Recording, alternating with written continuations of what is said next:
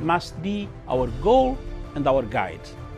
And all that we strive for as a human family, dignity and hope, progress and prosperity, depends on peace. But peace depends on us.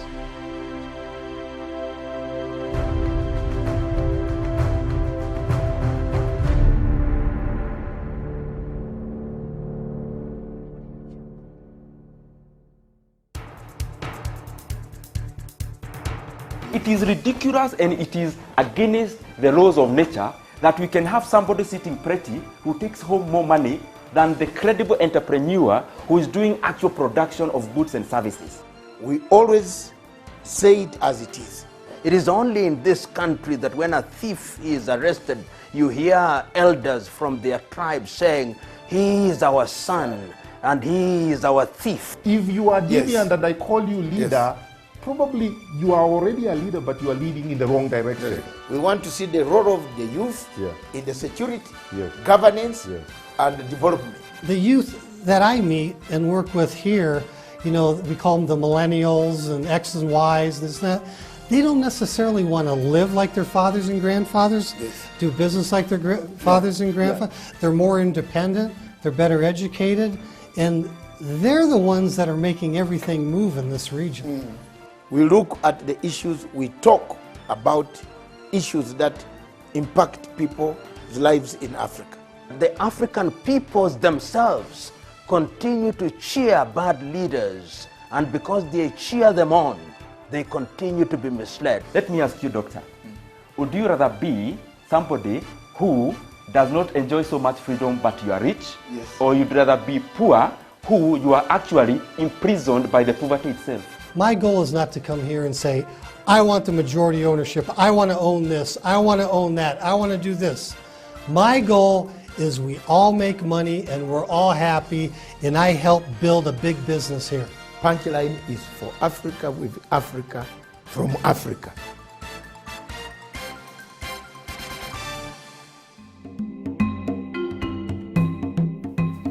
Fellow Africans, I took this petition to the court in order to stop any future usage of falsehood and false documents, procured witnesses of the Waki Commission.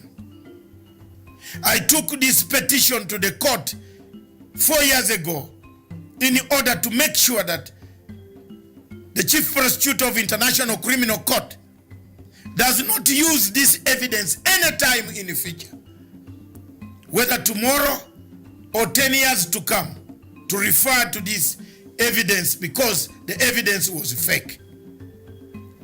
It is with this dismay and with this courage that I took to go to court in Kenya to seek a judicial review and to redeem the credibility of both those accused and the victims of this catastrophe that occurred in Kenya, that I decided to seek to expunge this report from the reports and the statute books of Kenya. It is unfortunate that the 3 judges in Kenya, whom I will name now, Judge Kanyi Kimondo, Judge Aburil, and Judge Onyengo, all of them sat down and gave very silly, flimsy, prudish, sardonic ruling against our petition. I want to tell the Kenyans that I have done my best. I want to be on record that should this thing reappear again, don't call me. Should it reappear again, don't say I never told you. Should the Chief Prosecutor of the International Criminal Court use this fake evidence again against Kenyans, don't say I did not tell you. My role was to go and remove these obnoxious toxins from the books of the Republic of Kenya. I therefore want to tell the world that my torrid road, a long road that I've taken in search for this envelope, has ended in Kenya so far. But I want to announce that Kenya is not the only state party in international law. Kenya is not the only state party. I will in the future, very soon, detail to you which other state party I'm going to seek this envelope to be expunged and to be made public to the people of the world. I want to thank you all. I want to tell you that a detailed document which is entitled My Long Road, Torrid Road to Work Envelope will be found on www.panafricanforumltd.com. You can read it, you can dissect, you can see the days, the long road, what I took, what I did, referenced, well documented, and may God help you that at one time somebody in Kenya will stand up to say thank you very much.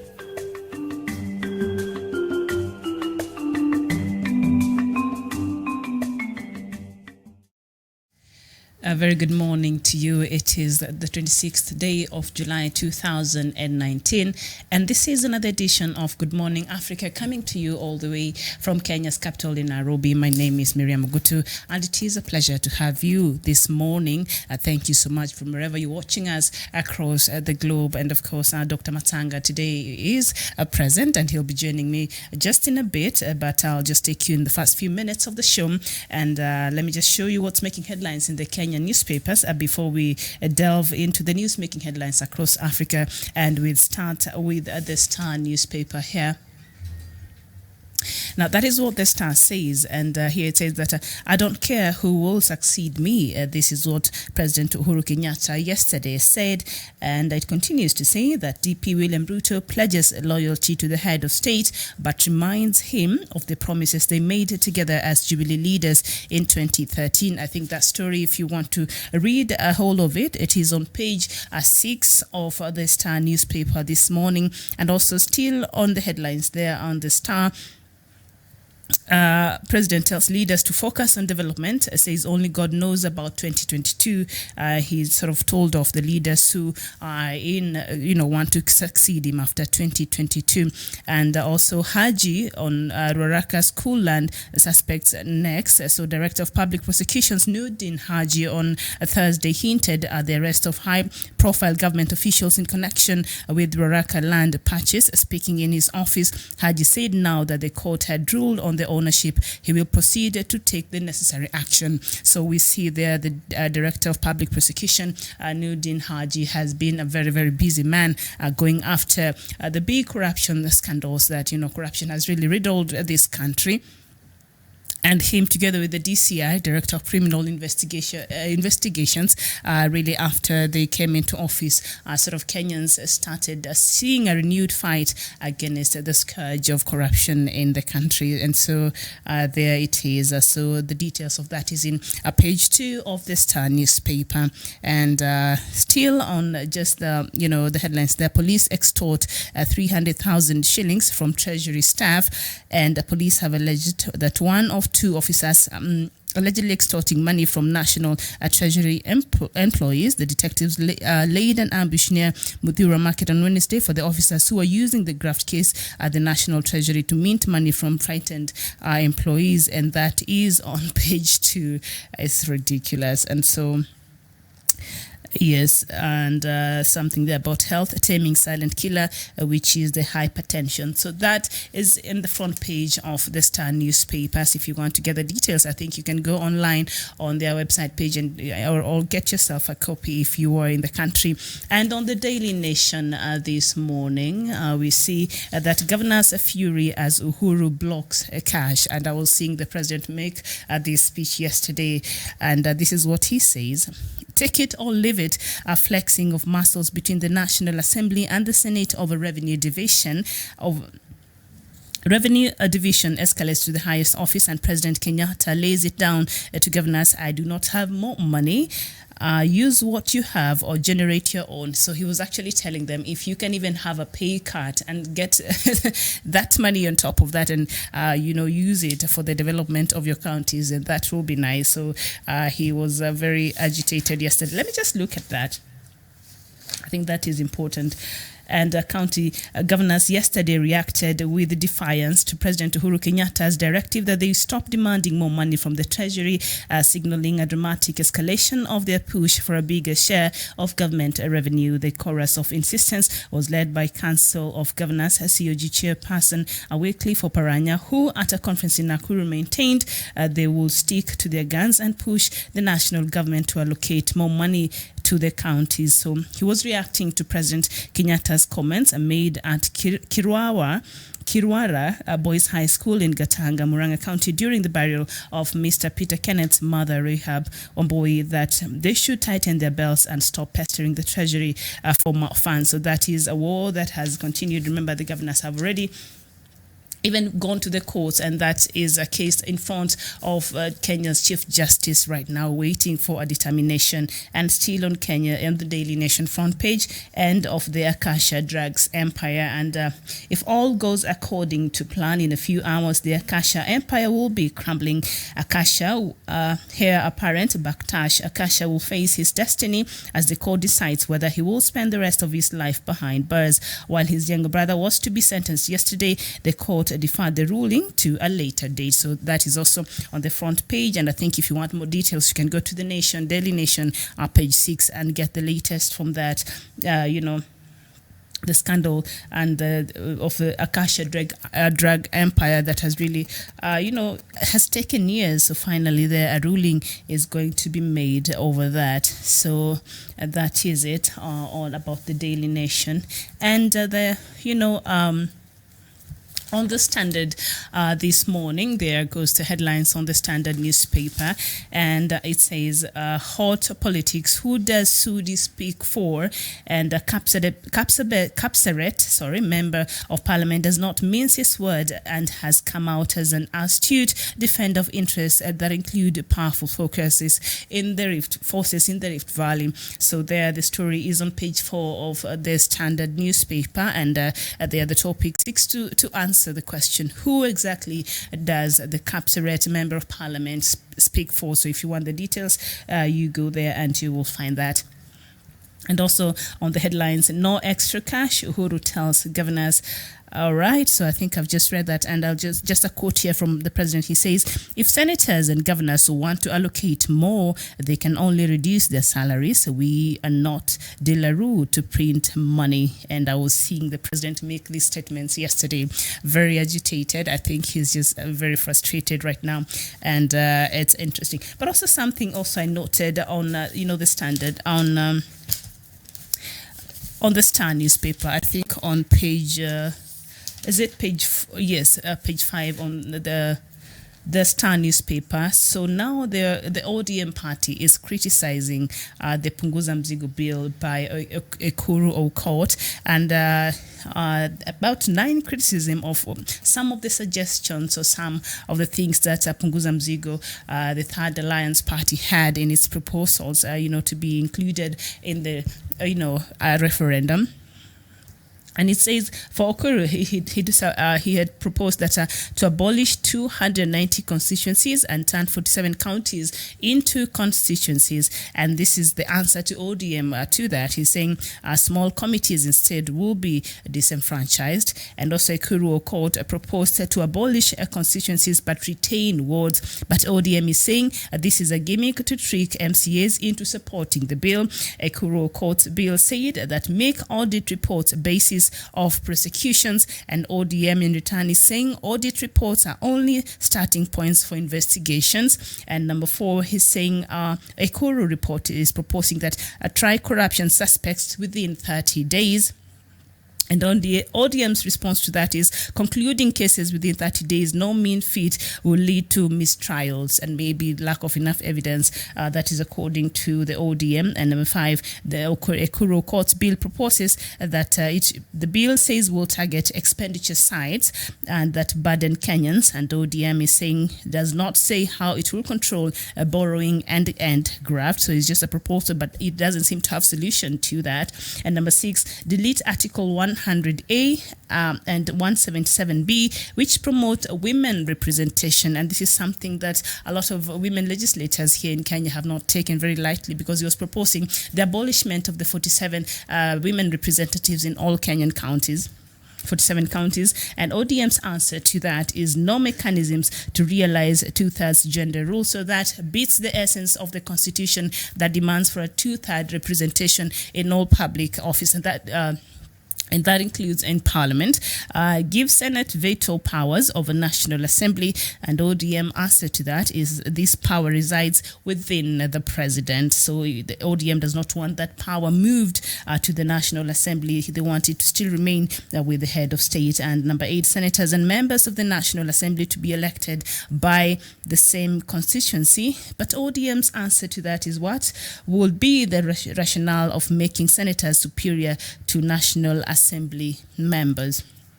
And number 9, Ekuru Court's bill proposes to abolish deputy governor position and leave the deputy president. And ODM is thinking that deputy governor and deputy president were premised on the same logic, and so there it is. So ODM opposes Punguza Mzigo initiative proposals, and it's a whole lot of reading here, page 5 and page 4 and 6 of the Star newspaper. So let me, like I said, Dr. Matsango will be joining me in just a bit, but first I would like us just to, go through what's making headlines this morning. I see a lot of you already joined. This is Good Morning Africa, a Friday edition, Richie Friday. Thank you, Samuel Lay.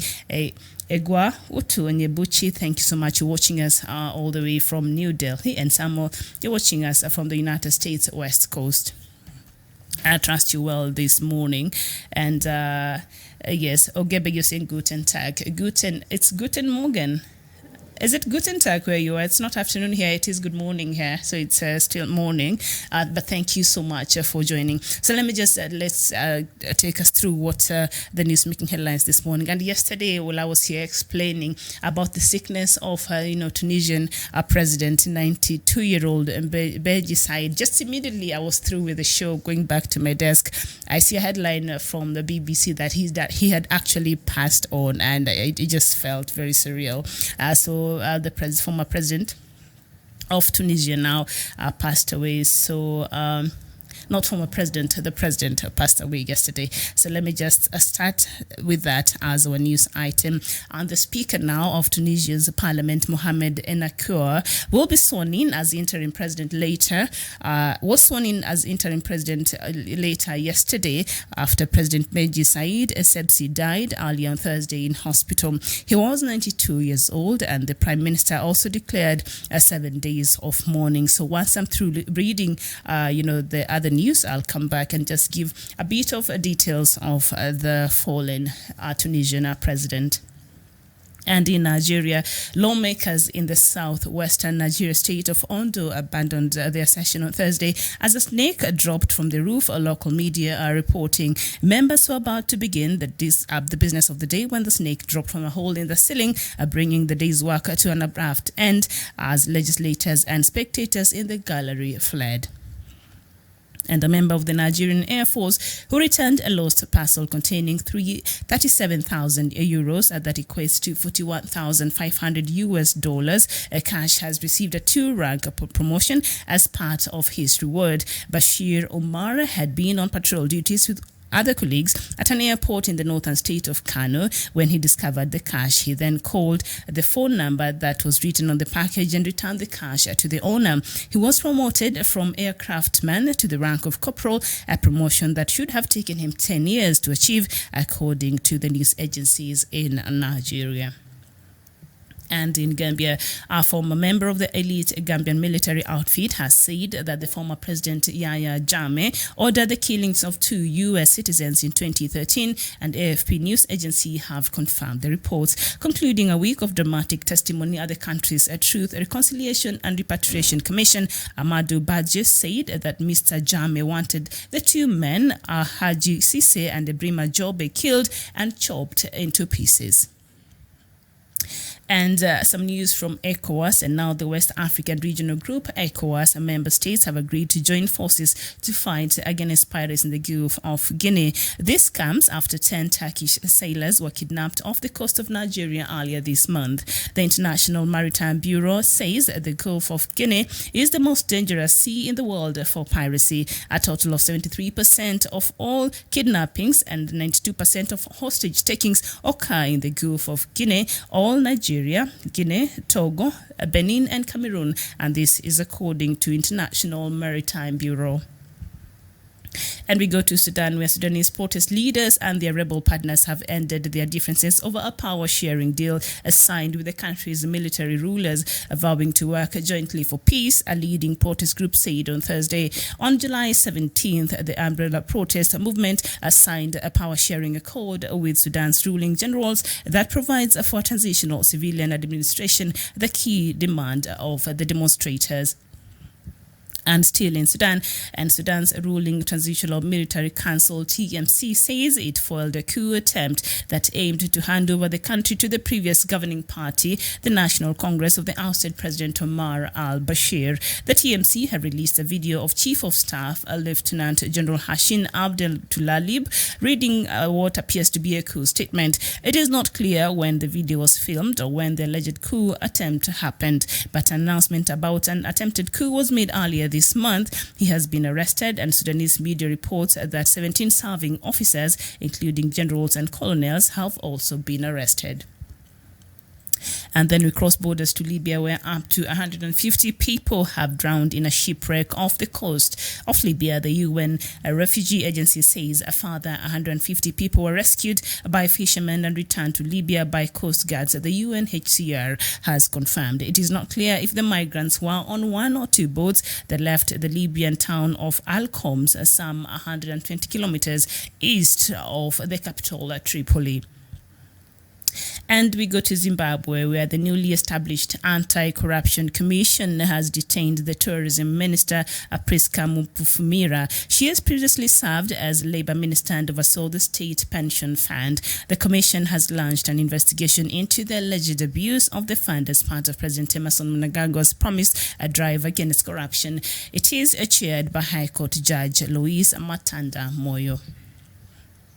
And we go to South Africa, where a virus has hit a website belonging to Johannesburg electricity supplier, City Power, meaning people can't buy electricity, leaving hundreds of customers in the dark. And now the City Power said that the virus has encrypted its entire database and network. The company has warned residents on social media that customers won't be able to access the website, buy electricity or upload invoices until all affected applications have been rebuilt.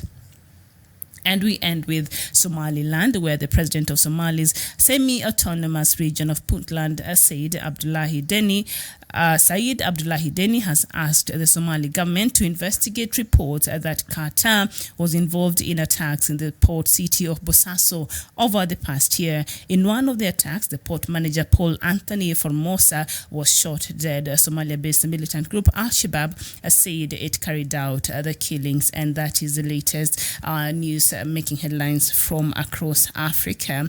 And as usual, if you have anything from wherever you that you would like to bring to our attention, then please do so, and I will read it for the rest of our viewers. Oyat Mark Sediment, you're saying, good morning, Punchline Africa. I'm watching you from Calgary, Alberta, from Canada. Thank you. Jared Nyakomita using Dr. Our main problem is corruption. Otherwise, we will be doing very well. Yes, indeed. And please just hold your horses. Doctor will be joining us in a very short bit. Ogepe, yes, indeed. It is. Good morning. Chimazuru Silas, you're saying good morning, Miriam, and all hail Biafra. Good morning to you. And thank you for watching this lovely Friday morning. I don't know how the weather is over where you are, but here, it's good enough, not very cold and not very hot. I saw in Europe they're suffering from heat waves.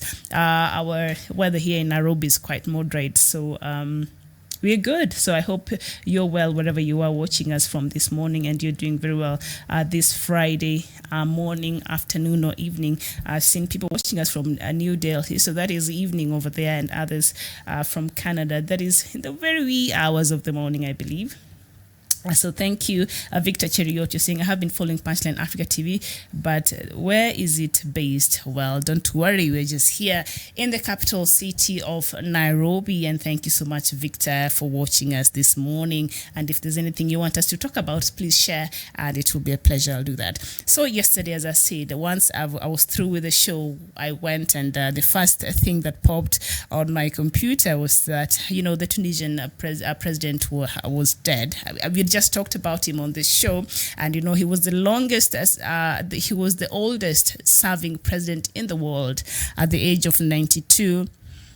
And right now, the Prime Minister in Tunisia has declared 7 days of mourning, while Beji Said Essebsi came to power in Tunisia after the popular uprising that ousted President Zine al-Abidine Ben Ali and triggered a revolution called Arab Spring throughout the neighboring countries, and that included Libya and also Egypt. And Tunisia is praised for being the only country that has managed to get through the Arab Spring without falling into armed conflict chaos like what we're seeing right now in Libya. Since the uprising in 2011, the country has not recovered. Instead, it is becoming worse. With now the arms that was provided clandestinely to the civilians, and nobody can account for. And so I think there are more people now armed in Libya and Tripoli, and that has proved to be a security problem. And now we see also the side of Khalifa Haftar being given arms by some players outside of Libya. So it is really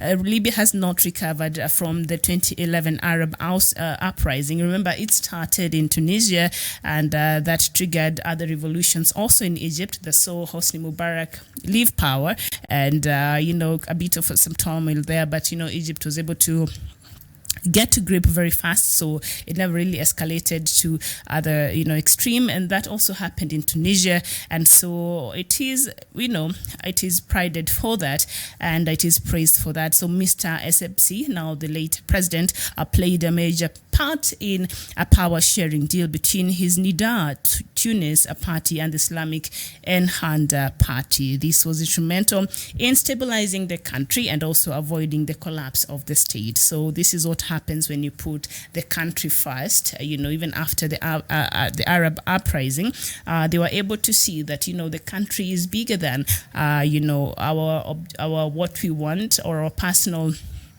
ambitions. And so he was part of the people who negotiated the power sharing deal between his party and the Islamist Ahmada party, and this was very instrumental in stabilizing the country. I wish people of, let's say, the leaders in a country like South Sudan would see this and realize, like, when you put the interest of the country first, you can actually achieve.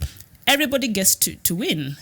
Everybody gets to win, because you cannot win and you cannot rule a country when people are dying, your citizens are poor, are starving, and they're all over the world looking for safety because you've not offered them enough safety at home. So this is what happens. This is what happens, like in the case of Tunisia. The Arab Spring started there, but countries were refused to, to listen or to hearken or to come together or put the country first. We're seeing what is happening right now in Libya and other countries that have not recovered. But in Tunisia is a very good example of when you have leaders who are level-headed and who have the interest of the country first. Libya was able to recover very fast. Actually, not much happened. And even a very good example here, I was talking about Algeria. And now I think, did I read that news? But they're agreeing on an election that should happen soon. I don't have the details, but I think I was watching it very early in the morning on Al Jazeera. Maybe I'll have it on our next broadcast. But yes, he also seen as the guardian of the secular values of Tunisian society, and his foes saw him as a man of the past linked to the repressive system of Ben Ali regime in which he served. He was seen as the man who would favor the emergence of the deep state and frustrate the objectives of the revolution. But you know what? He toed the line and he listened to the people who mattered, who were the Tunisians, and he was able to serve them well. And just before his death, he had released, his office had released a report saying that he will not be able to contest for the next elections, which was supposed to happen in November. And now, as I was listening to the news in the morning, it says that an election now will happen in September. Now they're calling for an early election in September. The general elections were supposed to take place in November, but now the president's death has necessitated for a quick election, and that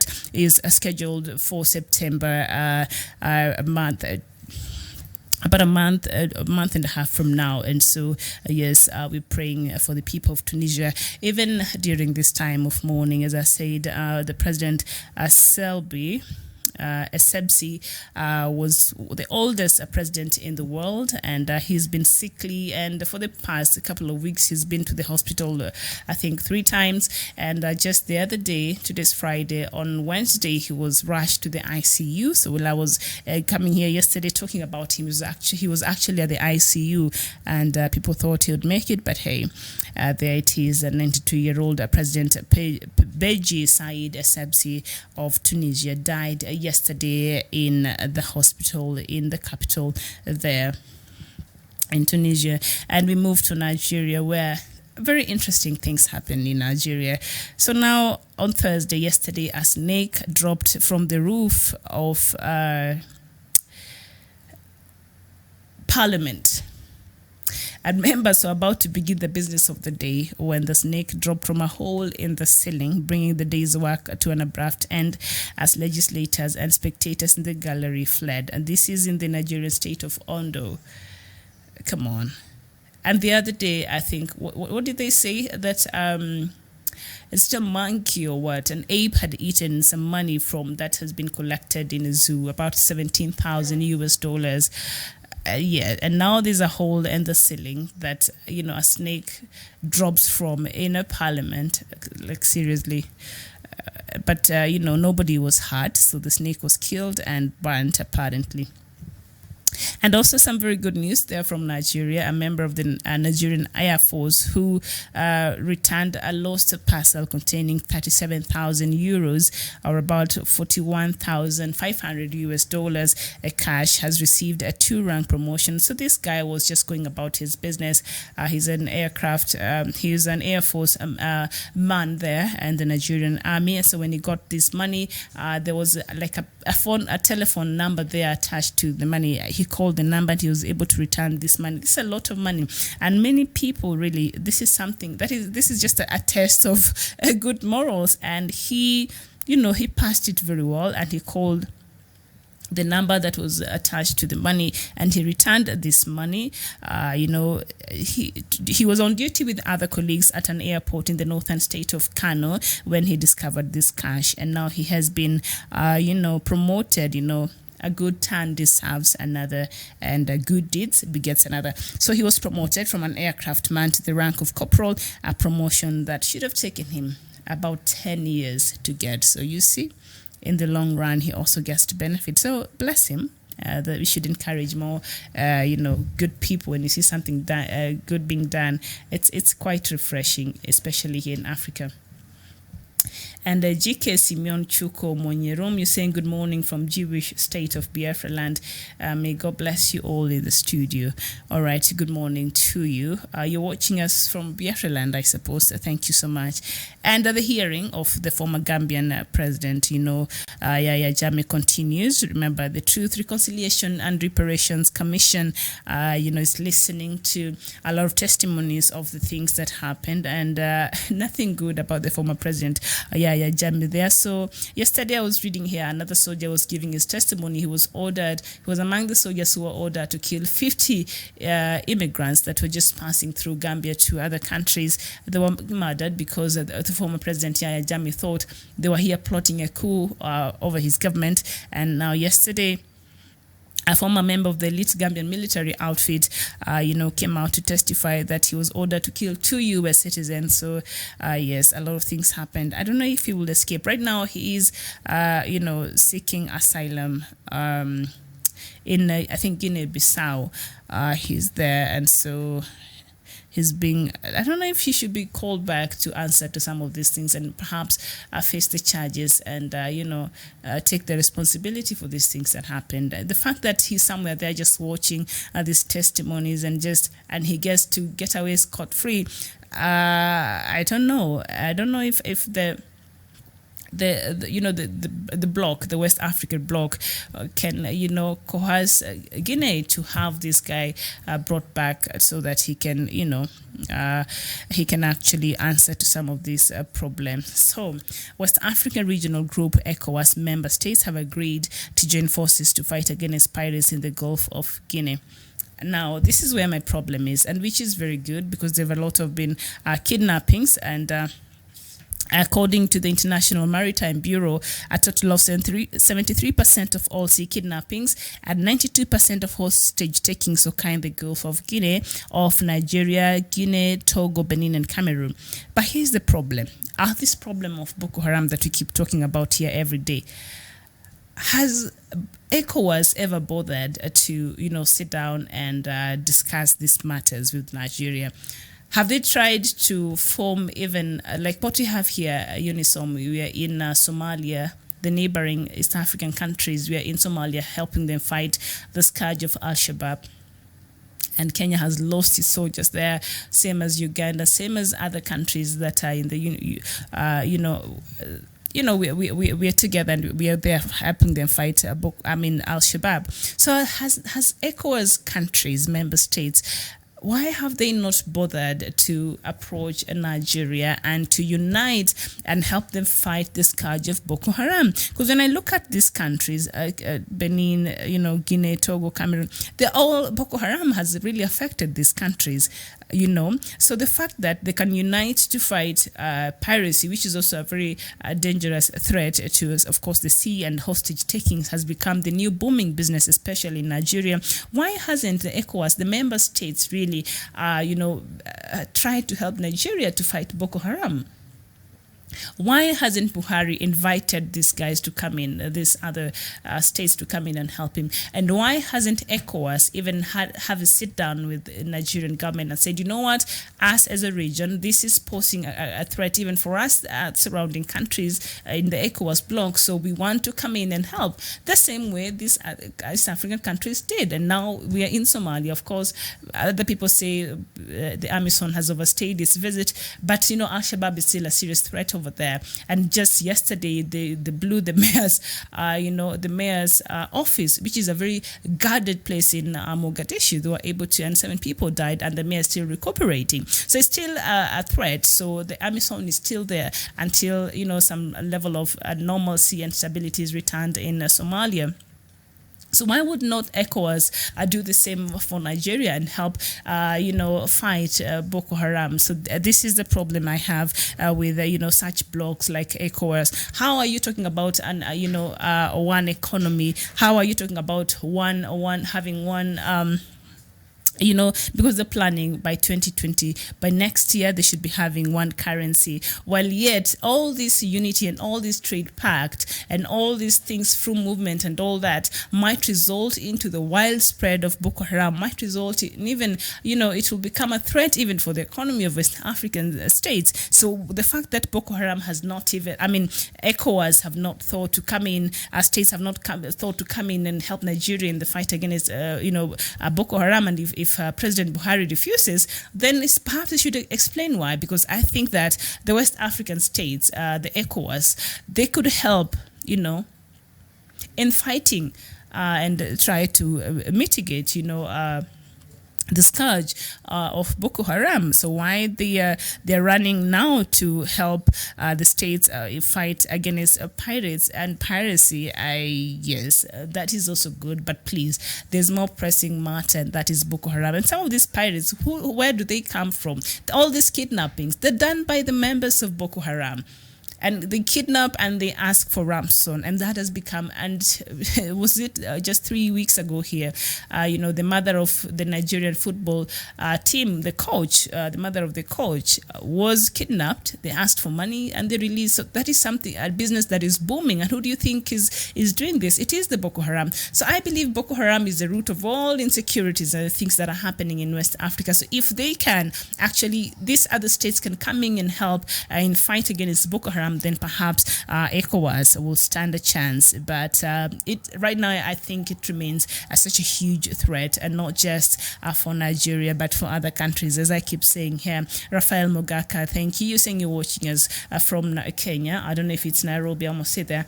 Chimazuru Silas is saying, Miriam, they will not come in Nigeria case to fight Boko Haram, because Buhari said any attack on Boko Haram is an attack on northern part of Nigeria. Oh, well, then are they not able to hold him accountable, the ECOWAS member states? Are they not? It's yes, but they're able to come in and help against piracy and pirates.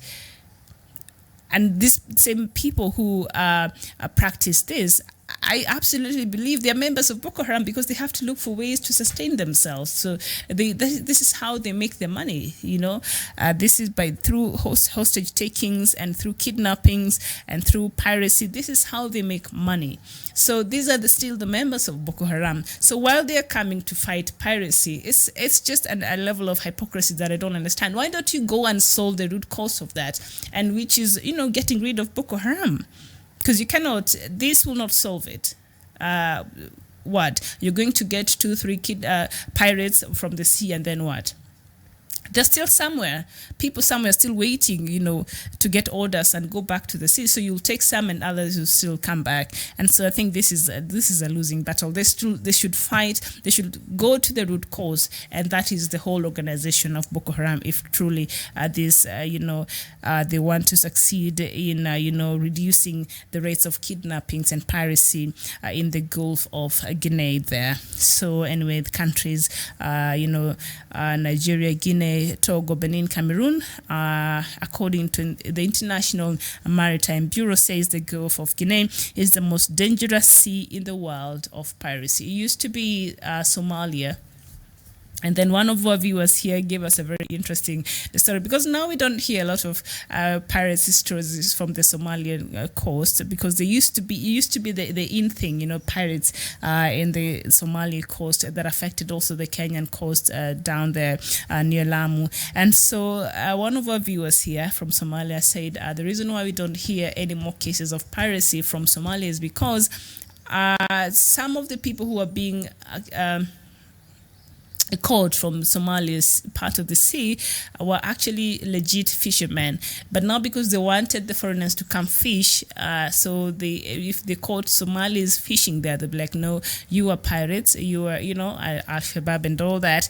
And so the local fishermen actually feared now to go to the sea. And so right now, because you're not hearing of any piracy stories coming from the coast of Somalia, is because you find a lot of Chinese there fishing. In fact, they are there fishing, and other foreigners are the ones who are now fishing. So one of our viewers here suggested it was just a ploy to get the Somali fishermen out of their waters from fishing, which, I mean, that's just a terrible conspiracy.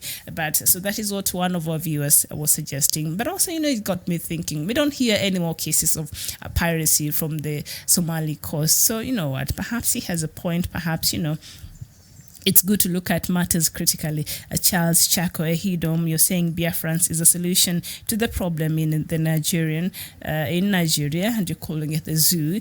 Bismarck Bura is saying probably ECOWAS is waiting for invitation from House and Nigerian government, in which we will not be forthcoming. I believe it will not be forthcoming, because there are other countries who have offered their help to help Nigeria fight against Boko Haram, but President Buhari has been very reluctant to receive any help. But I believe ECOWAS as a trading bloc, if they decided to even put measures or conditions for Nigeria in terms of curbing this, maybe President Buhari can cave to the pressure from ECOWAS, because ECOWAS is very important, and Nigeria is a very part and parcel and very important player in ECOWAS together with other countries. So if they would put enough pressure on Buhari in regards to Boko Haram, which, will hurt the economic bloc if really things are not taken care of, because who wants to trade in a country that is very insecure? Who wants to go and put up enterprises and invest? It's going to be impossible. So they have to, I think, put pressure on Buhari if they really want this matter of Boko Haram to go away. So Sudan protest leaders and their rebel partners have ended their differences over a power-sharing deal designed with the country's military rulers. So this is very good news coming from Sudan there. So yes, on July 17th, the umbrella protest movement signed a power-sharing accord with Sudan's ruling generals that provides for a transitional civilian administration, the key demand of the demonstrators. So this is very good developments there in Sudan. Finally, things appear to be right on track in realizing and finally having a civilian-led government in the future. And they're saying Sudan's ruling military council said it filed a coup attempt. I think we saw this yesterday. So it is said that some army officials allied to the former president Omar al-Bashir's party were actually planning a coup over the military council. So right now, 17 serving officers, including generals and colonels, have been arrested. Yes, there you go. And sad news from the coast of Libya, and 150 people may have drowned in a shipwreck off the coast of Libya. And these are refugees who are trying to find their way. And I was watching another lady from Sudan crying, and she said she lost her 7-year-old child. Her 7-year-old child was part of the ship, but she was left in Libya. I mean, it's quite heart-wrenching. Very sad stories there from Libya, so it's very sad. And a lot of that are migrants who were, in a boat, and they're trying to access, of course, the Mediterranean Sea. They finally find themselves in Europe. And in Zimbabwe, the newly established Anti-Corruption Commission has detained the tourism minister, Priska Mupfumira. There you go.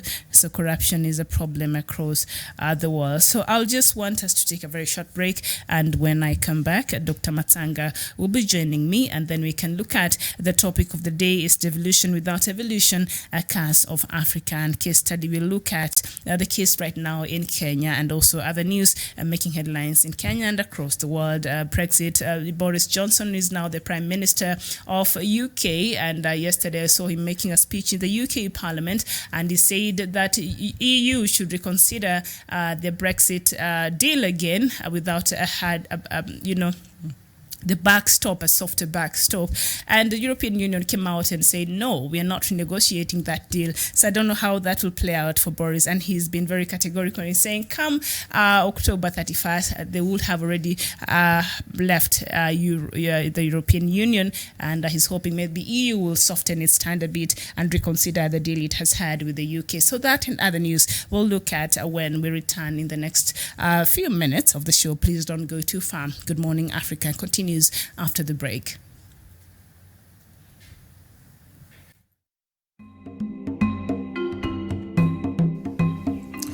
Today, thousands and thousands of Africans and many countries in Africa have conflicts. Notably, from Libya, Cameroon, Nigeria, Biafra, and the Boko Haram to Democratic Republic of Congo, of where we have seen a resurgence of the past military and conflicts coming back in that country. Hundreds and hundreds of people have been displaced, killed, maimed, tortured, raped, several of them dying of hunger, starvation, and other natural causes. The fighting seems not to be ending. For the sake of Libya, the Libyan recognized international government is under siege in Tripoli from another faction recognized by Egypt, France, UAE, and other countries. Whereas the one in Tripoli is recognized by the UN, it has been bombarded, has been strangulated, and many millions of Libyans are dying of hunger, lack of water. The water system has been cut off. The bombardment goes on. In Democratic Republic of Congo, we've seen more of active rebel activities returning to the region after some silence has been observed. When we come to Cameroon, we see millions and millions of Amazonians slaughtered. Yet, when you come to Biafra, again millions and hundreds of millions and millions are worried, displaced, tortured by the Buhari regime. Yet again in the north, we see Boko Haram killing, maiming, abducting, and burning down villages in the same Nigeria. When you cross over to Central African Republic, the same is the history that has littered Africa. While all these events are taking shape, Africa is silent.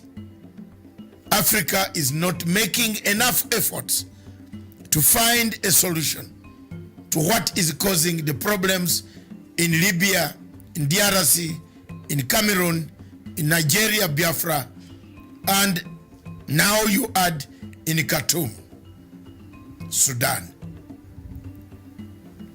As people die, the people of Africa have no answers, have no solutions. There is nothing to bring an end to the conflicts that have killed Africa. We seem to be new ones manufactured, old ones reignited, encouragement coming from external powers. One power that has been seen in the shadows of all these conflicts, especially the one of Libya that has escalated in the Sahara region of Africa, is France. When you come to Democratic Republic of Congo, the same country is in the shadows. The war can be seen is France. When you come to Cameroon, in Amazonia, the one behind that has the key to bringing peace is France. Therefore, our question as Africans, why are we silent? Why are we not saying enough is enough of the wars? Thank you.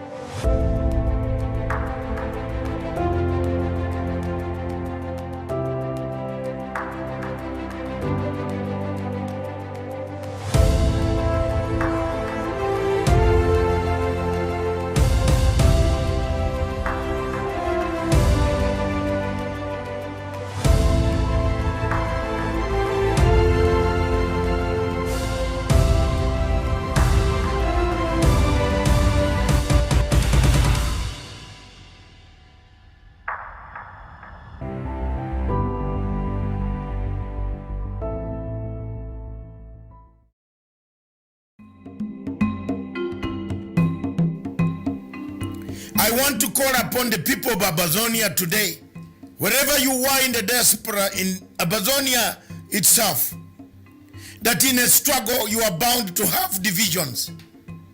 But divisions should not divert you from the main focus, the main challenge.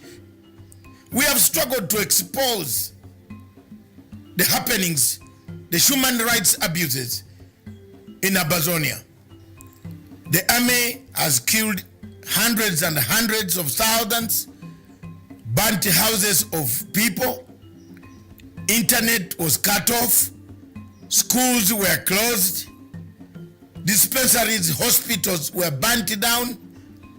Abazonians should not be intimidated by Paul Robia. It is not upon the leaders of Abazonia, because I am not from Abazonia, but I've played a pivotal role in making sure that I loud out the voices, I put out the call, I call upon AU, EU, United Nations, Human Rights Watch, Amnesty International. Many of them have listened to some of the things that I say here, and they have come at last. America, United States of America, is slowly moving towards giving the Abazonian people the dignity they deserve. I therefore call upon the leaders and the leadership of the Abazonian people to unite for a purpose. The unity of purpose is paramount, as opposed to disunity, which has nothing but only produces ego that we have seen in South Sudan. What has killed South Sudan is not because they don't have the money, the minerals, the resources.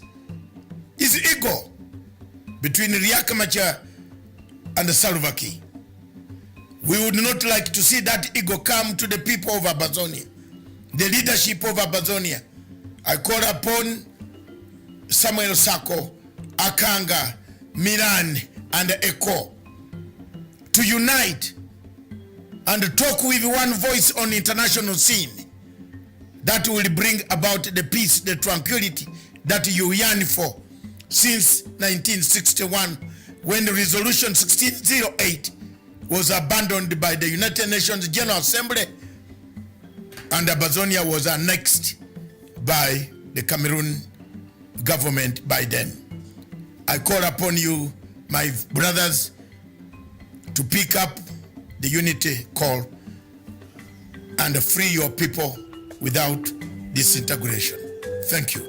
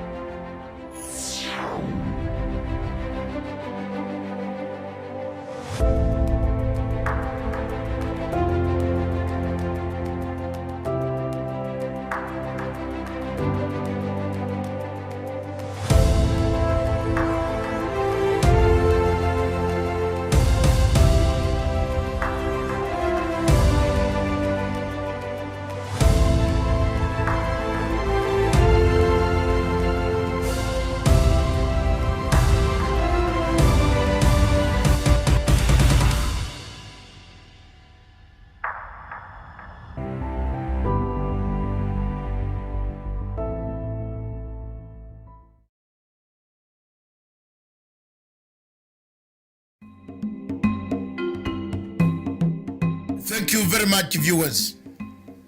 One of the problems, the obstacles that Kenya faces emanates from structural challenges, obstacles.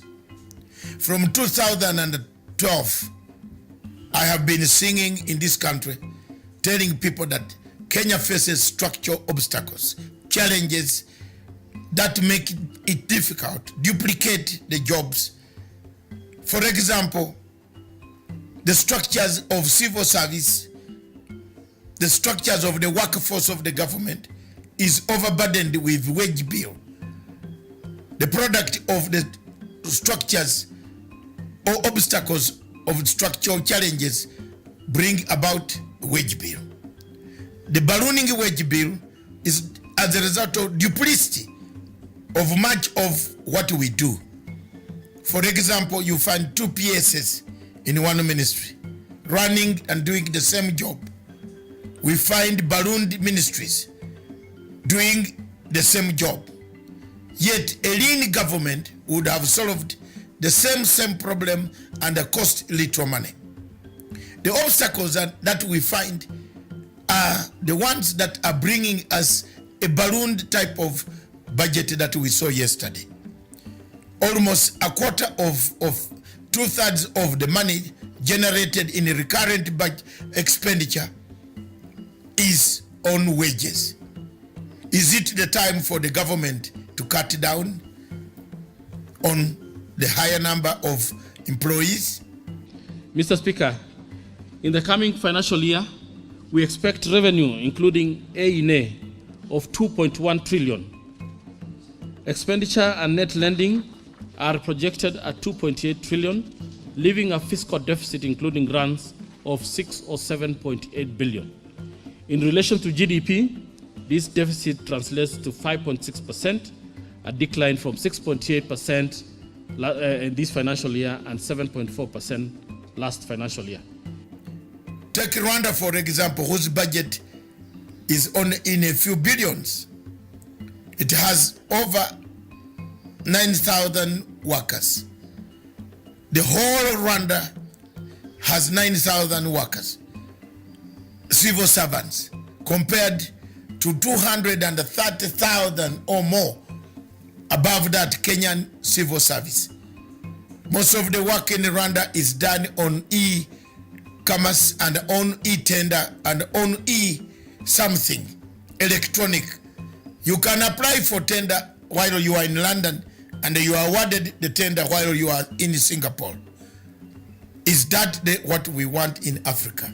Yes, it cuts down the ballooning of the wages that have actually made our budgets bigger, unmanageable, threatening the local populace, giving more anguish, more pain for the citizens of this country to carry the burden of an inflated budget.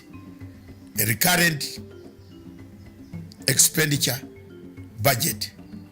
There is nothing new that has not been seen already. How Africa can do change from this is an example coming from Rwanda. Thank you.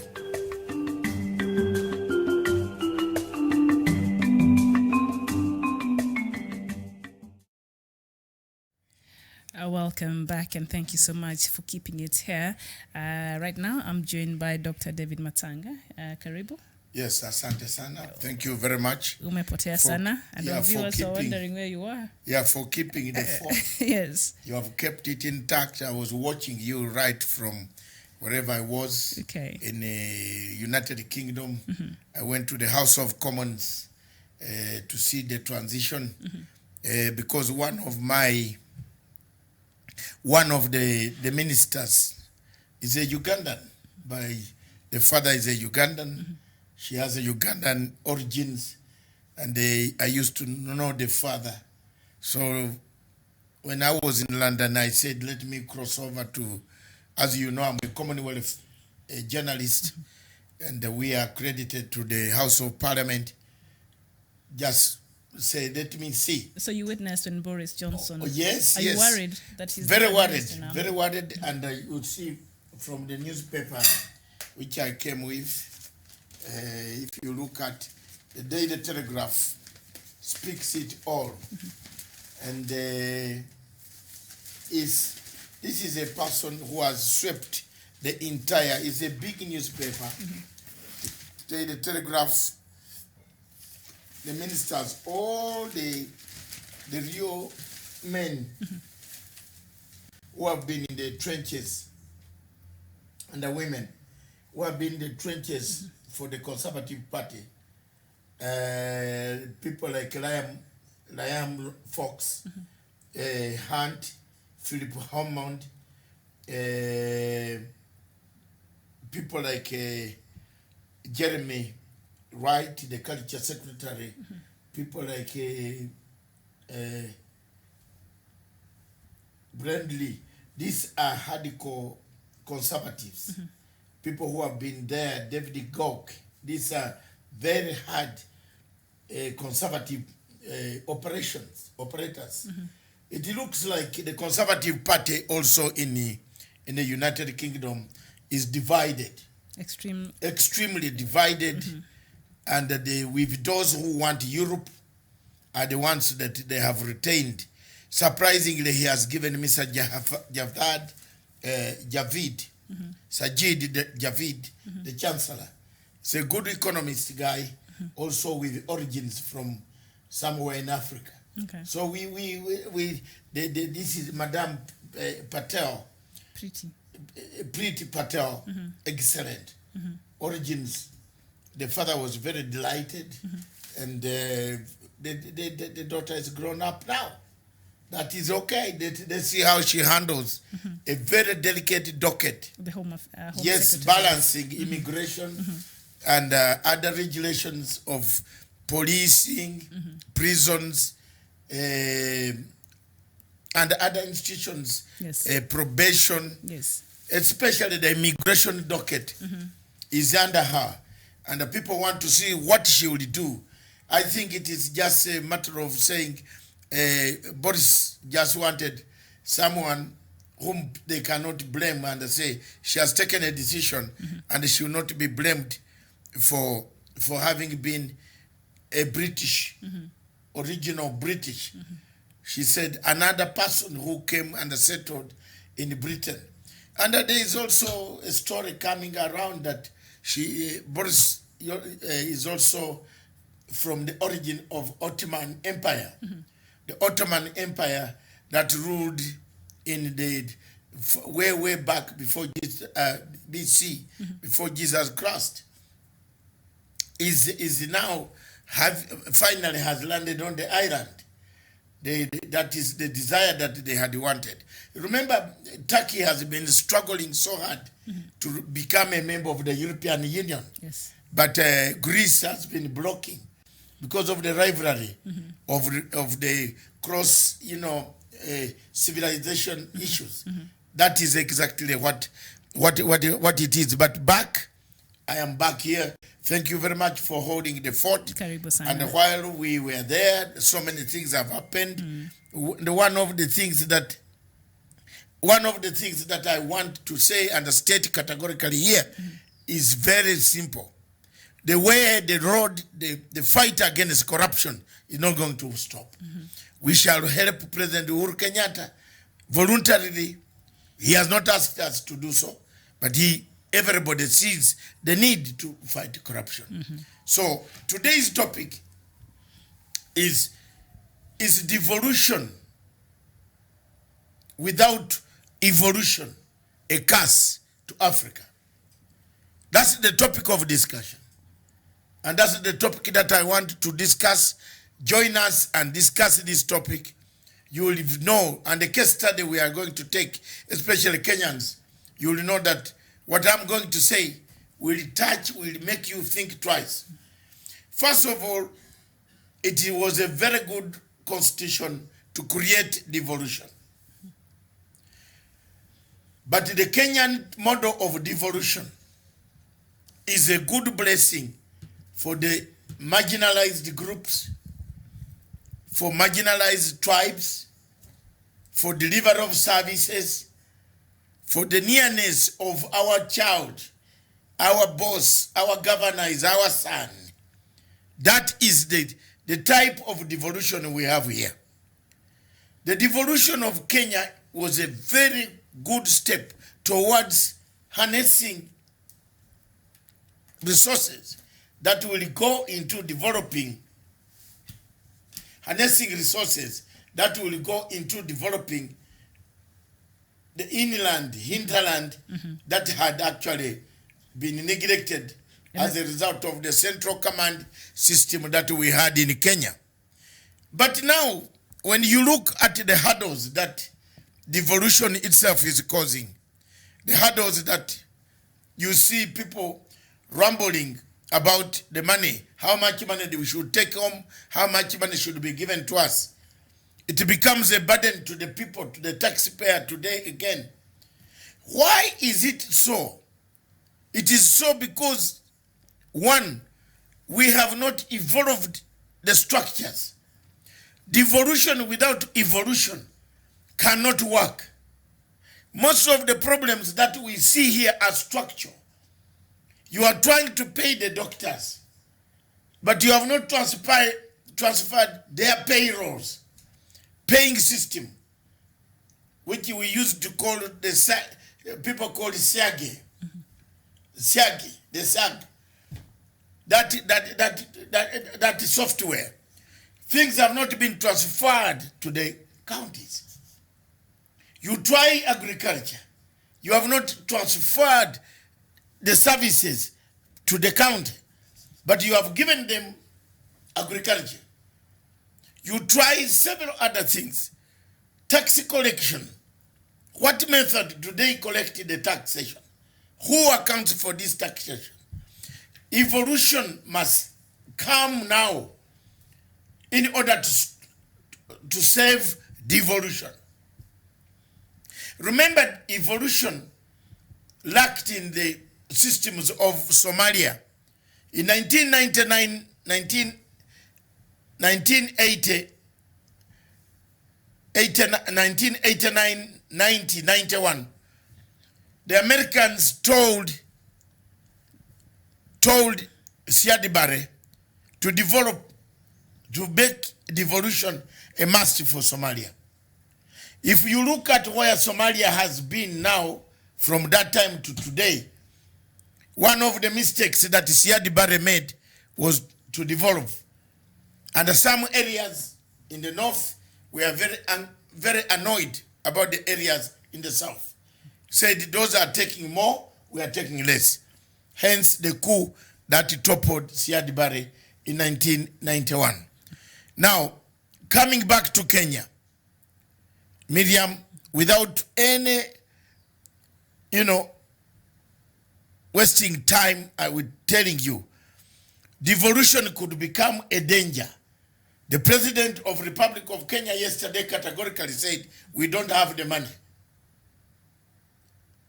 The governors have gone to court. They have mixed two things. The senators have gone to court, mixed two things. Supremacy war.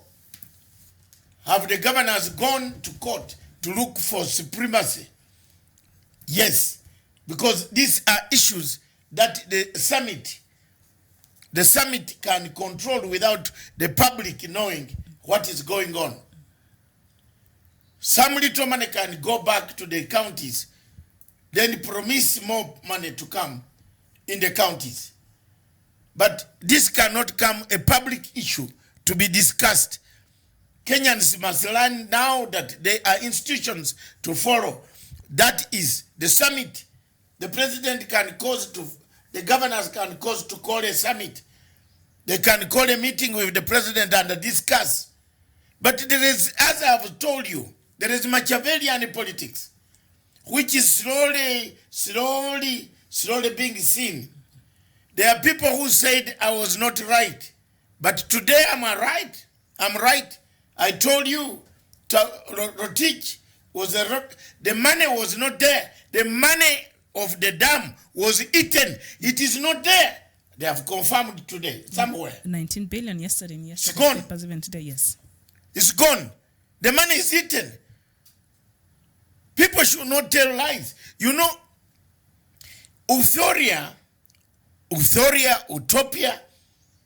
those words go hand in hand.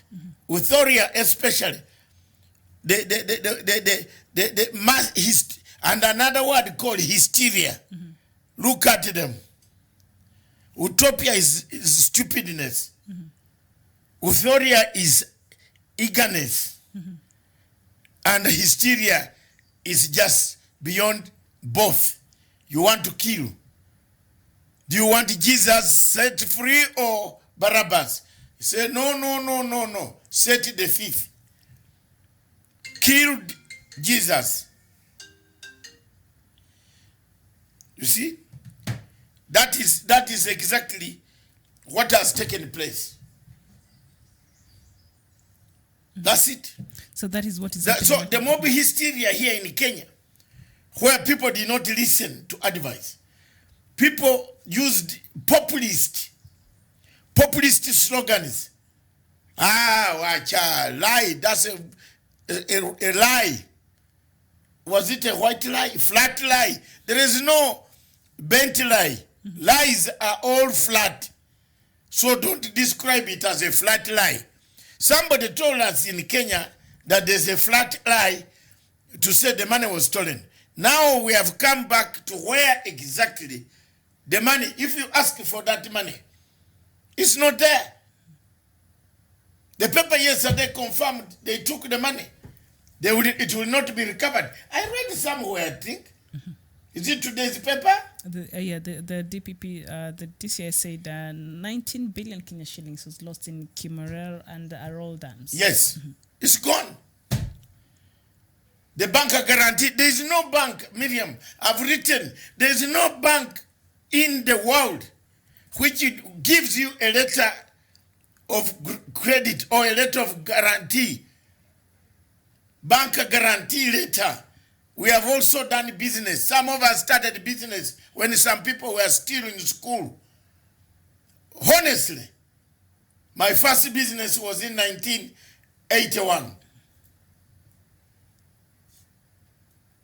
When I came back from the Mzalendo mission of Tanzania, we started a small business. So you go to the bank. Can you go to the bank and borrow money?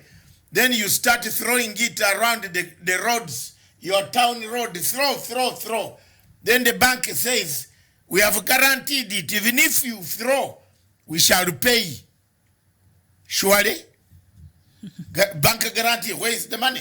People who said there's a bank guarantee, bring it back. In normal democracies, such people should not be talking to the public.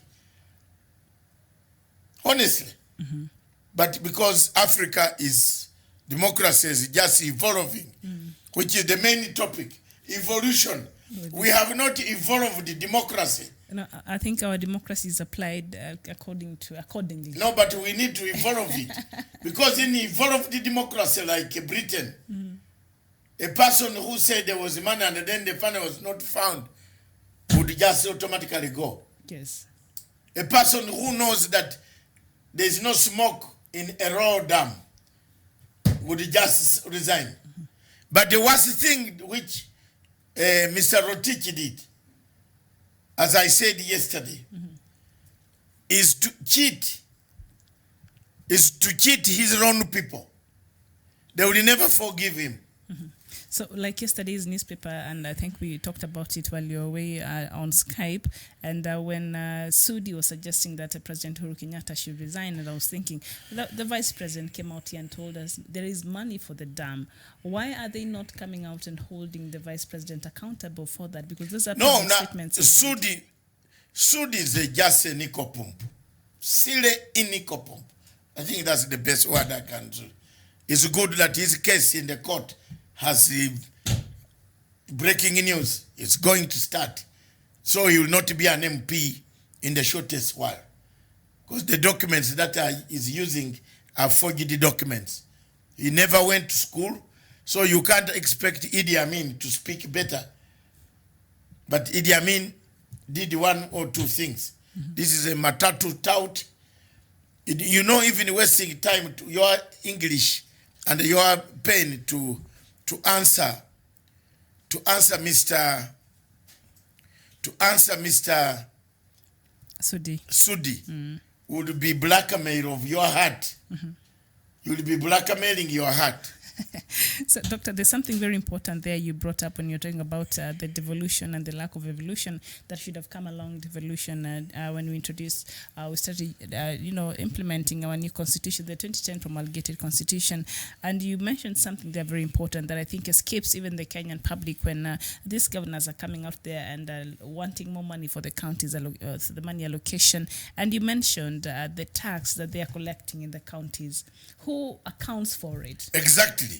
The governors collect taxation. Their account, they have their accountants.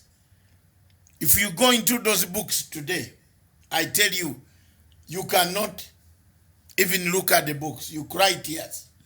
Some of this money has already been misused. So there's no accountability for the taxes they collect in the counties. The biggest problem is not, the president is 100% correct. Because the loopholes are too many for cheating this money in the county. I've told you again that devolution, with the type of devolution in Kenya, there will be a serious backlash. You will have political warlords. You don't have governors. You have political warlords. When they enter your town, it shakes. When they drive through your town, it shakes. When they want to see the general manager ever of a bank, the whole town will know the governor has parked there. We are creating political warlords who will turn up to dismember this country. One of the things which I thought Punguza Muziko would have done, my friend Okuro Kot could have done, was to change that method. That we can have MCAs, but let's have ex-officials sitting on county assemblies as government, central government attachment, in order to remove the tribal element. Rasanga would want Siaya, another person from his clan closer to him, to be the governor of Siaya. Even in the clan, even in the counties in themselves, there is a quarrel between the governors and the natives. The only county that has got a cosmopolitan governor is Nairobi. And maybe Mombasa. Mombasa is Joho. He's from Mombasa. From the coast, yes. He's from Mombasa. Each county. One of the most dangerous thing that Kenya will have in years to come about devolution is the growth of political warlords in the counties. The governor, Nanok, thanks God, is finishing his term. But what do you know what he's going to do when he goes back? He's a forced reckon. He's grabbed money. He has got huge money that he has got. One of the reasons why the governors are looking for the money is that they know this is the last term. You need to start. Especially the ones who are serving their second and final term. Okay. You need to start and stash some money in order to... Don't be shocked that some governors will become senators if the Senate is still there. Some would like to become president. Back to senator. Yes. So it is a rush for money. How much you can get is also contributing. But on the question of funding, you cannot fund where there is no structure. Let the governors create these accountability structures. Especially on the money that they are getting yes, from the country. Accountability, because there is plenty of money in Kenya, but plenty of mouths that eat it. And don't eat it nicely, but badly. Yeah, there's plenty of money. Stealing is stealing. Yes. There's plenty of money. If you can't call what Rotich and the group did, one of the things that I'm very happy about, I went to, in our plane to London, I sat with the former chairman of the Electoral Commission, Hassan, on the same seat. He was going to Cambridge for a meeting of all Commonwealth chairmen of electoral commissions, and we sat together with all those 8 hours. We talked about Punguza Mzigo. He agreed with me 100% that until Kenya changes the political system of elections, The electoral process. The electoral process. You will never have peace. And what was he suggesting? I'm curious. He's suggesting proportional representation. Like the one in South South Africa. Africa. And he tried it, people backed him down. Proportional representation is the cure of Kenya's problem. That each tribe, however small it is, it will be, represented. Fairly represented. In the parliament, there will be no saying, this has gone to Kikuyu, or this has gone to Luya, or this has gone to Luo, or this has gone to Kalenjin or Kamba. You will have somebody, every area of this Kenya will be well represented. We talked a number of things, so many things. And what did you think about the 7 years that Ekuru is proposing? It can't work. He said that himself, Hassan, we dismissed this on the lip before I could even talk much about what Ekuru. Ekuru has never worked anywhere except in an NGO. He was an intern in Hassani's office in 2009. He was an intern. Then he grabbed 2006 there, grabbed a job. At that time, there were no people because most of the people commissioners were NGO. President Kibaki allowed the NGO to grow. Remember? Because he was also part of he was NGO-oriented, president who was helped by NGOs to escape Moi, the wrath of Moi, and so on. So this guy came and grabbed that job as a CEO of the constitution. 7-year president, it can't work. The president will be tired in the 6th year. You need to give him a new mandate. People will be fed up. There will be a fight. There will be divisions. You see? So 7 years, just not. And the rate of grabbing will be higher. It's only one term. Yes, one term, you grab kabisa. So at least we can check on you in the second term when you grabbed. When you're seeking. But if you have 7 years full throttle, grabbing, they will be the highest.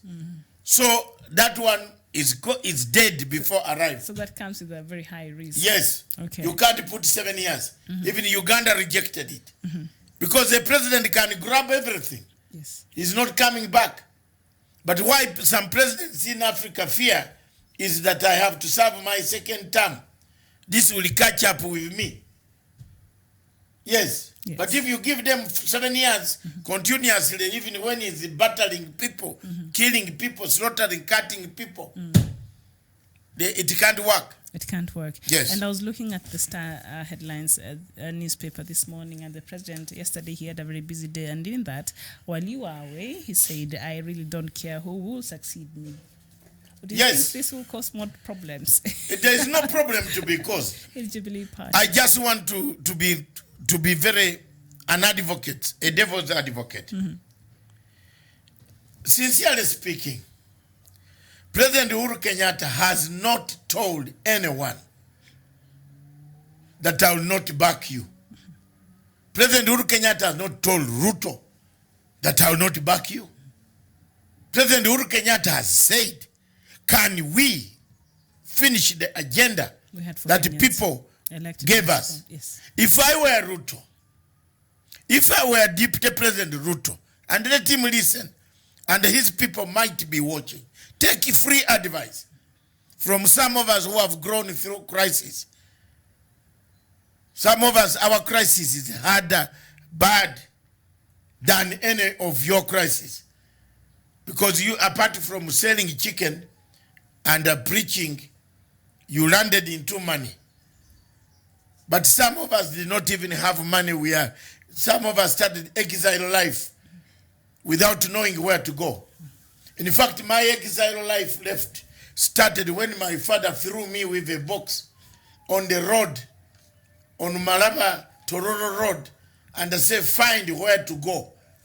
Because Idi Amin television station was announcing, Radio Uganda, the names of the politicians in each district that they wanted to slaughter and roast and eat for dinner. So some of us started our bad life that way. You enter with a metallic box, not knowing where you are going, who is going to take you from home. If the term ends, you don't know anybody. But the charismatic approach of some of us started a long time ago. The good-hearted in us, in me, made me to have friends. Several friends. One of my friends ate my granuts. I've never forgotten that. It was called cola. My mother had made me maize and granuts mixture, which you take at school, you can keep in a box during the tea break, or when you have. My father bought me a kettle. Boiled maize or yes, or no. Roasted. Dried maize, which is popcorns. It is mixed with granuts. Very good. It's called cola in those boarding schools. And my father gave me a kettle. They bought me a kettle. A kettle that time in 1971 was about 4 shillings. 4 shillings 25 of Uganda money. That's about... it's a lot of money. Yes. So they gave me down. I reached there. I could cook tea. This man, because he was in a dormitory where they put me in a place called Mikeno. My OBs who are watching know that. He took over my kettle. He became the owner of the kettle, and they said the collar should be kept in his wardrobe. That is bullying. No, it could be bullying, but he taught me lots of things. He protected me. Oh, he did. From big people who were coming to demand, who is this guy? I was not as big as like now. I was a very handsome young man with dimples, and everywhere, whenever we could go out on a Saturday, the girls in Toro girls next door could only look at the tall, handsome man. Yes, things have changed. So look at this.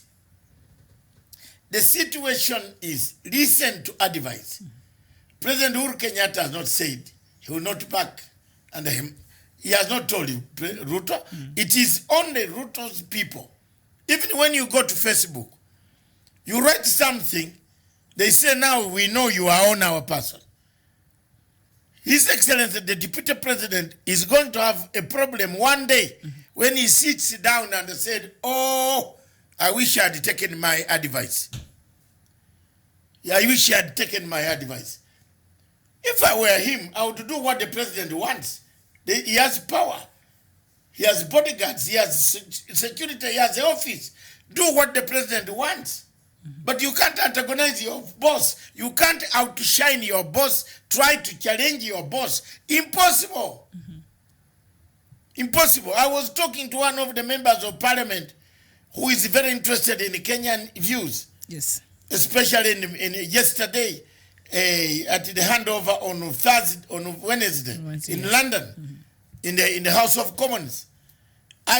He's interested in the Kenyan situation. The first thing they asked me was, what is this corruption? And I had to chew my lips to explain. You know, you can't start telling a Mzungu everything. I started it by, you see, it is being fought. But the truth in my heart, there is corruption. There is corruption, but it is being fought. And then and I told him the president of Kenya has tried to fight corruption. He's interested. Then he went to Somalia. He asked me about this boundary. Say, why did they allow this Norway and so on? People, they are talking Kenya. They don't talk about another country. They don't. Because this is their interest. This country is their interest. It's very strategic. It's strategic for the British. Even for their foreign policy. See? And not just the British, but even a lot of outside countries. So, Doctor, you mentioned about the Punguza Mzigo and the proposals that it is deemed dead on arrival. But yesterday, the ODM leadership had a rebuttal over Punguza Mzigo proposals. And The Punguza Mzigo had proposed that corruption cases should be tried and suspects within 30 days. Corruption suspect to be tried within 30 days. But ODM said concluding cases within 30 days no mean feat and will lead to mistrials. I don't know what will be.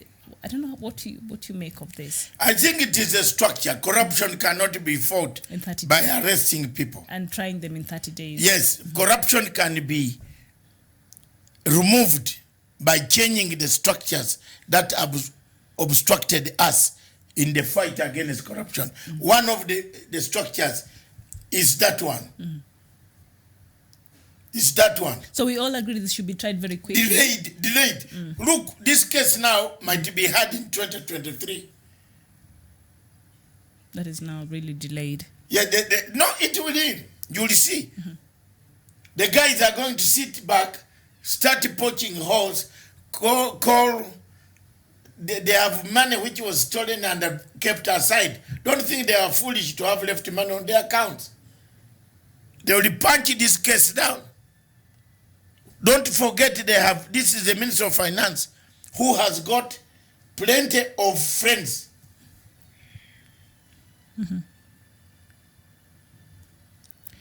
And let's see, talking about Kemerol.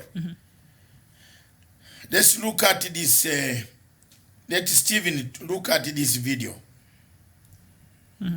So ODM is saying that 30 days will no mean feat will lead to mistrials, and that has been the case with what Chief Justice David Maraga was saying, that the reason why they are not able to try to prosecute some of these cases is because the evidence that is brought to the court is not watertight. So the 30 days that Punguza Mzigo was suggesting the cases be tried within 30 days, is that enough time to make sure there's enough evidence?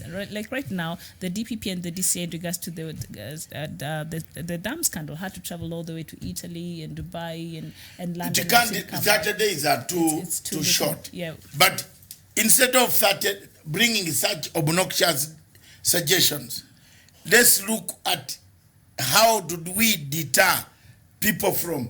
Because anybody in Kenya at the moment says, I can steal, I'm coming back on Wednesday. Let's remove that perception. Remove the perception of saying you can steal, but by Wednesday I'll be back. Because there is bail. Automatic bail in Kenya should be curtailed. If you have touched anything to do with corruption, just do the runaway 6 months. In Uganda, you can't get bail until you spend 6 months in jail. So you're held in custody while the investigation in remand, yes. Remand home in Luzira, until the prosecutor said the file is ready. I've done everything. So when the case starts, pop, 1 week, it's gone.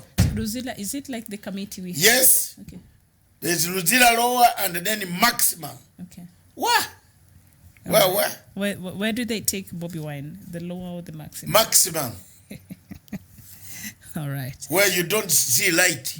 So yesterday, we spoke with you about what was making headlines in Kenya, but also Bobby Wine gave us a press conference on Tuesday, I think on Wednesday, and he said he's running for the presidency. What happened to their pact with Besigye? He's running for presidency. In 2021, yes. Yeah, but he will not get it. I was just wondering what happened to their pact with Besigye. Bob Wine is like a Kure court. They are funded by the same master. If you didn't know. George Soros funded all these debates. All these punguza. This is funded. Bob Wine, I've found out from Britain yesterday. I was having a cup of tea with very senior people in the morning. And they told me everything. I am not a party to this. I don't want to be closer to Bob Wine. I let them fight for that power. It might not come. But Bob Wine is part of... And his party is calling it People Power Movement. Very interesting, a name pick for that, for his party. But anyway, so there it is. And President Kenyatta said he really does not care who succeeded him. And it's interesting to see every time the DP is around the president or they're attending the same function, how it comes out to look like he's battering the president. I'm proud to be your deputy president. I'm proud. But sometimes when he's far away, his actions or the people allied to Machiavelli. him to... He's Machiavellian. He has a doctrine of Machiavelli. Praise the master while you see him, but when he disappears, you say we must overthrow him. Cautious. Cautious. That's it. There is nothing there. Me, I don't listen to this thing anymore. I write my position and let them, one day Kenyans anywhere in the world will say that Ugandan man was right. We are just on the precipice of disaster. Just on the precipice of disaster. We are campaigning as if there is no president in the State House. People are campaigning very dignified. You can see the pain. Pain, a man lives, helicopter is 1,000 miles away. He leaves that function to go to another one in order to catch the president. This is very serious bitterness. It's very discouraging. Actually, bitterness. It's a very serious bitterness. What is this that the people are fighting about? The 2022 is very far. Help the president to get this legacy. It's exactly coming to 36 months before, if August is knocking next week. That's the much is left with. After that, in 2022, after August elections, unless there is a rerun, he remains no president. Help him to achieve a legacy. But you can't go on opposing everything that he does. No. That will not make I'm not sense. comfortable. Yes. And also some good news here. I'm just reading this. Kenyans who contributed to the affordable housing programs and failed to secure a unit in the ballot type system of allocation will get a refund plus interest, the government has said through its spokesperson, Cyrus Oguna. So Kenyans who have given part of their money hoping to get one of those units, they should not worry. The government will refund you plus interest. So why can't they forward it, take it forward? Take it forward to build. Maybe the next government will have a different agenda because this is President Uhuru Kenyatta's agenda. So maybe the next government will not care about the affordable houses. If the next government also would have had that as the agenda, then that the move taking it forward would make sense here. But the government, through its spokesperson, has come out and said Kenyans who have contributed to that, and if you miss out a unit in the affordable housing, then your money will be returned plus an interest on it. And yesterday it was a sad day in Tunisia. They lost their president, 92-year-old President Sedi. 93. 92. Yeah, he brought a revolution that overthrew Ben Ali. Yes. That is very good. He moved the first spring, Arab Spring started there. That's very good. May his soul rest in peace. Completely. Yes, so the country was supposed to be having its elections. Corruption is, you have forgotten, corruption is everywhere. You remember when we interviewed the MP for Zimbabwe? The other time. Yes, Temba Musirwa. Mr. Temba Muswira, the MP, independent MP, said Tapusura, this woman, was very corrupt. And she's now arrested. Yes, he said that. Yes, he said it here. Mrs. Moyo. Yes. He has been arrested. She's been, yes. So there you are. They are corrupt people. Corruption is eating every African country. So I want to take this opportunity to thank all our viewers that you gave Miriam the hospitality that she deserves to have, and you also kept on checking as to where I was. I've now told you I was, my broadcasting system station did not know where I was. They said it was Mombasa, but I'm here. I was actually in the United Kingdom. And thank you very much. I can't blame them. I couldn't shout on the machine that changed So we took it like that. Thank you very much, Miriam, for the work you have done. I'm back. We can now continue to do our normal programming. And we thank everybody, the satellite system, wherever you are in Berlin, our offices, and our co-partners, South Cameroon Broadcasting Corporation. Thank you very much. We are trying to bring back our systems so that we can continue with our transmission. But keep us on the same page. Until then, from me, I thank you. Goodbye. And for me too, thank you so much. And for all of you who have been watching us and for your support, hopefully we can see you in our next broadcast.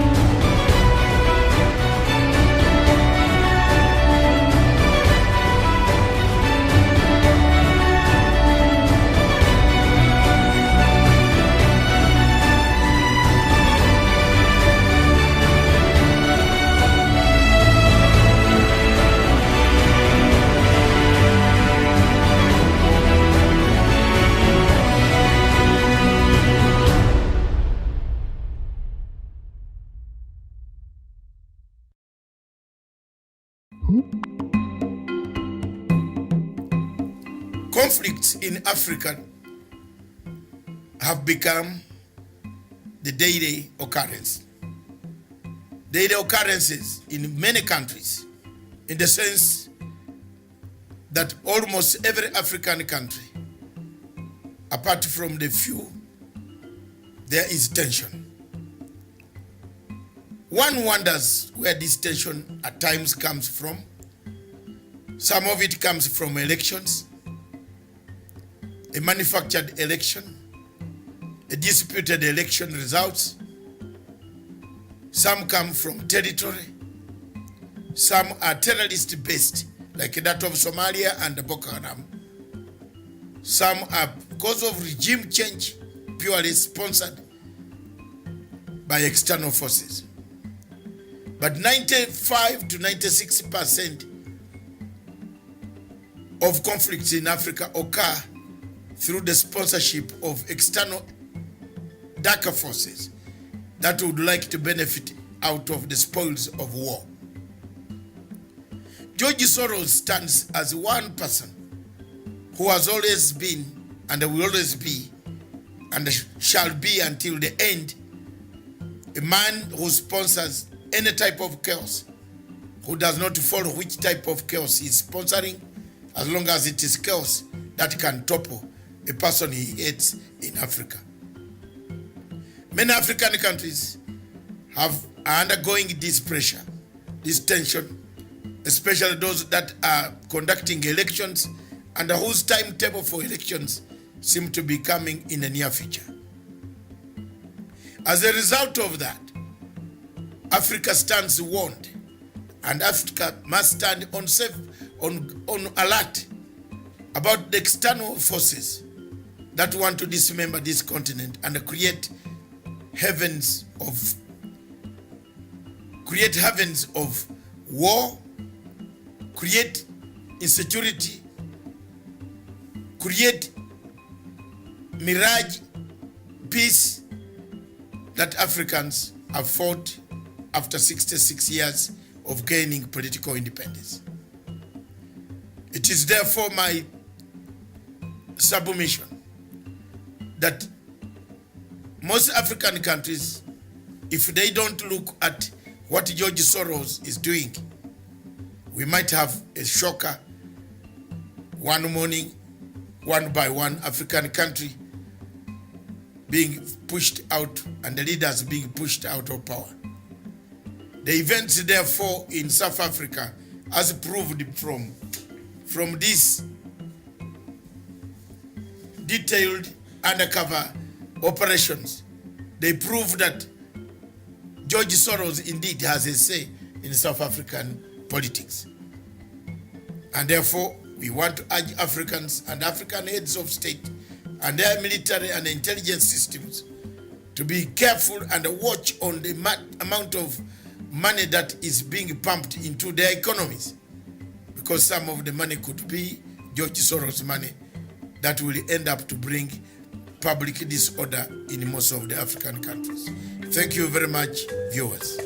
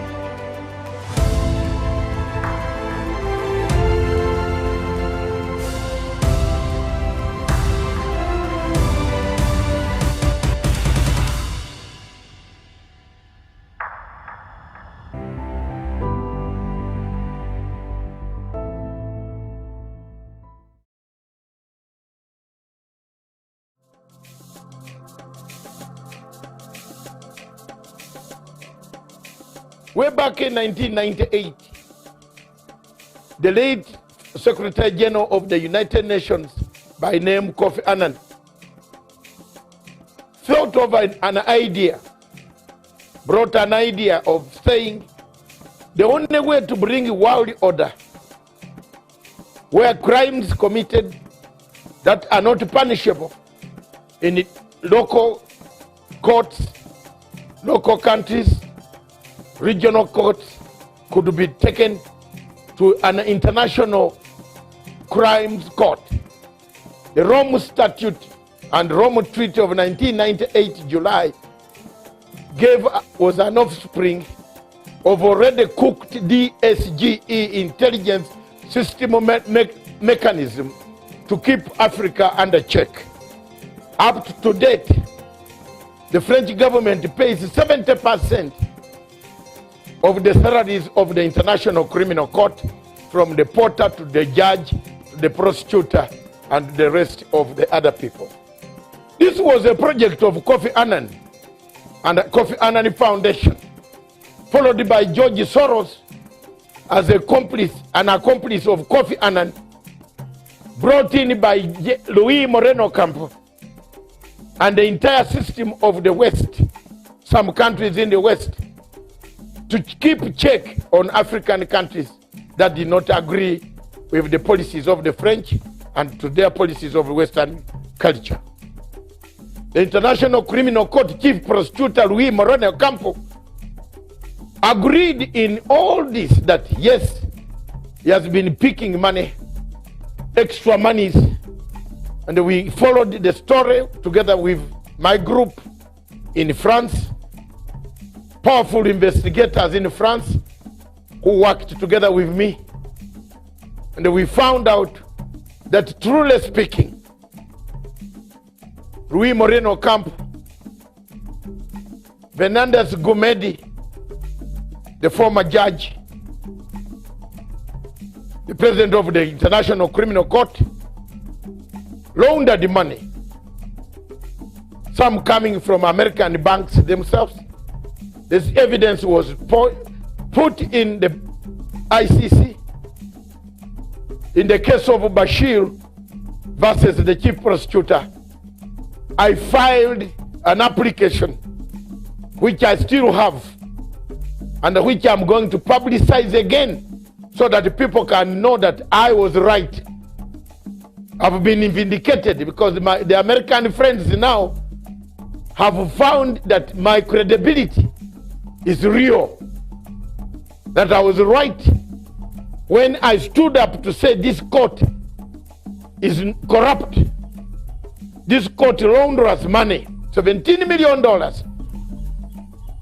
of United States money, laundered through Bahamas,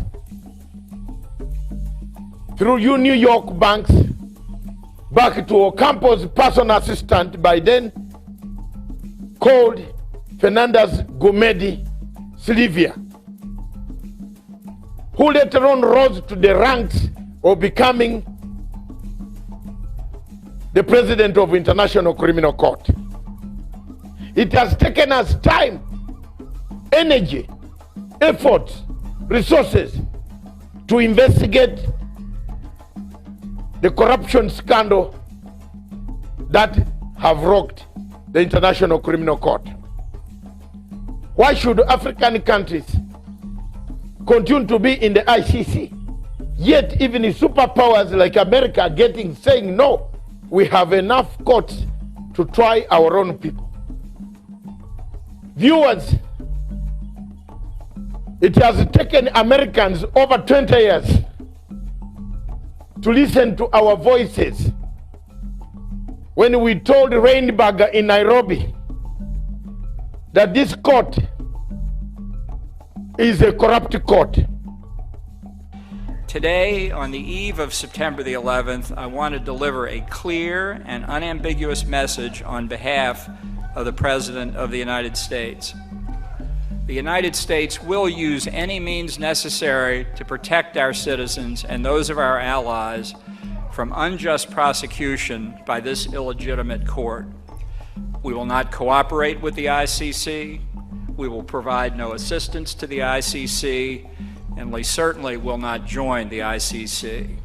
We will let the ICC die on its own. After all, for all intents and purposes, the ICC is already dead to us. A case of the Kenyan people. These cases in Kenya, the chief prosecutor called Fatou Bensouda put serious statements at the end of the cases, discharge and termination. In legal language, these cases pose a very serious threat in the future. What the people of Kenya can do, and they should do, is today to wrap up the work envelope. Because until this envelope is sealed, thrown in Indian Ocean, the chief prosecutor in the future will come and look for that envelope, use it to incriminate people again. It brings me back to the situation. America is sealing its journey out of the ICC. Why do you wait? Why don't you take this opportunity to seal your journeys out of the ICC? America is quitting, warning that it cannot no longer be a party to such an obnoxious court, a court that has no powers, that talks from this side and vomits from the other side, a court that cuts and pastes evidence, a court that buys witnesses, a court that incites incentives, gives incentives to witnesses of a passport and a relocation, then you tell lies about people. A court that sentences you as per the words there. Why should you leave a country that has a jury that checks on what the judges would do, the excesses of judges, and go to a country, a court that has no jury? Time has come for Africa to think. Do we need this court? Does Africa need this court?